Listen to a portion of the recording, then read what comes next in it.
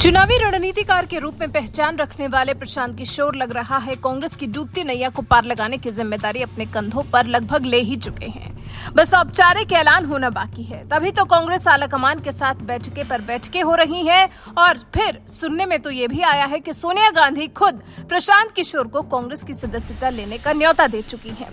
हालांकि ये तो पूरी तरह से प्रशांत किशोर पर ही निर्भर करता है, लेकिन जिस तरह से वो मोदी शाह के खिलाफ विपक्ष को मजबूत करने पर जोर लगाए हुए हैं, लग रहा है जैसे औपचारिक ऐलान भी जल्द हो ही जाएगा। लेकिन क्या प्रशांत किशोर को 2024 की मोदी शाह के खिलाफ लड़ाई इतनी आसान लग रही है? अगर प्रशांत किशोर को ऐसा लग भी रहा है तो हम उन्हें बता दें कि 2024 लोकसभा चुनाव की राह कांग्रेस के साथ उनके लिए मुश्किलों भरी होने वाली है, क्योंकि 2024 से पहले ही उनका इम्तिहान मोदी शाह के घर गुजरात में होगा, जहां पिछले 27 साल से कांग्रेस की दाल नहीं गल पाई।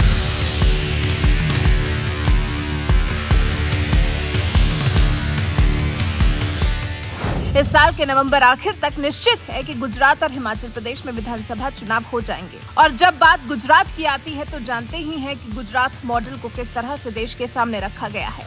उस गुजरात मॉडल के सामने प्रशांत किशोर कांग्रेस को साथ लेकर कैसे टिक पाएंगे, ये देखना वाकई काफी दिलचस्प होने वाला है। प्रधानमंत्री नरेंद्र मोदी और केंद्रीय गृह मंत्री अमित शाह के गृह राज्य में कांग्रेस पिछले 27 साल से सत्ता से बाहर है। तमाम कोशिशों के बाद भी वो यहाँ बीजेपी को शिकस्त नहीं दे सकी है। अब प्रशांत किशोर के साथ भी एक कोशिश करके देख सकती है।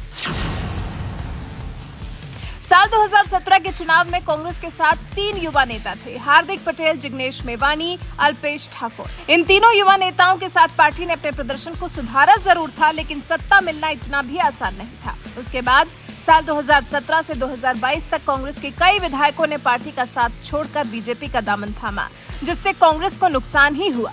और उसके बाद हार्दिक पटेल भी प्रदेश अध्यक्ष की शिकायत लेकर आलाकमान के पास पहुंचे हैं। हार्दिक पटेल अपने साथ पार्टी के अंदर हो रहे व्यवहार से खुश नहीं है। उसके बाद कयास तो अभी कुछ ऐसे भी हैं कि कांग्रेस के कई और विधायक भी पार्टी छोड़ सकते हैं। इसलिए पार्टी के अंदर प्रशांत किशोर के विरोधियों का कहना है कि प्रशांत किशोर को चुनावी रणनीतिकार की जिम्मेदारी सिर्फ इसलिए सौंपी जा रही है ताकि गुजरात हारने की स्थिति में शीर्ष नेतृत्व पर कोई सवाल न उठाए। यही वजह है कि पार्टी चुनाव में प्रशांत किशोर को अपनी रणनीति पर अमल करने की छूट देने को भी तैयार है। वहीं जो लोग प्रशांत किशोर को कांग्रेस में शामिल करने के समर्थन में हैं, वो विरोधियों की इस बात से इनकार कर रहे हैं कि शीर्ष नेतृत्व पर सवाल न उठे, इसलिए किशोर को छूट दी जा रही है। बल्कि उनका तो ये कहना है कि अगर पार्टी की ऐसी कुछ मंशा होती तो फिर प्रशांत किशोर के साथ इतनी लंबी चर्चा नहीं की जाती। साल 2017 के पंजाब चुनाव में किशोर ने कांग्रेस के लिए काम किया था और कांग्रेस ने जीत दर्ज की थी। अब प्रशांत किशोर के विरोधियों का या उनके समर्थकों का किसका तर्क सही है, ये तो प्रशांत किशोर के कांग्रेस में शामिल होने के बाद, फिर गुजरात चुनाव होने के बाद ही साफ हो पाएगा।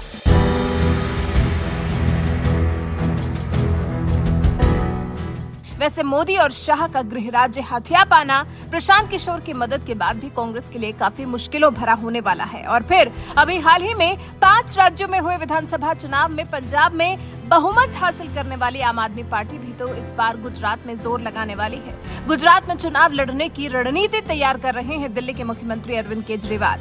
तो पहले मोदी और शाह और उसके बाद देश में धीरे धीरे अपने पांव पसार रही केजरीवाल की आम आदमी पार्टी से निपटना कांग्रेस के लिए कैसा अनुभव होगा और प्रशांत किशोर कांग्रेस को अच्छा प्रदर्शन करने के लिए किस तरह से मदद कर पाएंगे, वो देखना दिलचस्प होने वाला है। वैसे आपको क्या लगता है, कैसा होगा गुजरात का चुनाव? मोदी शाह के गृह राज्य में प्रशांत किशोर की मदद से कैसी होगी कांग्रेस की परफॉर्मेंस? इस पर आपकी राय हमें कमेंट कर जरूर बताएं।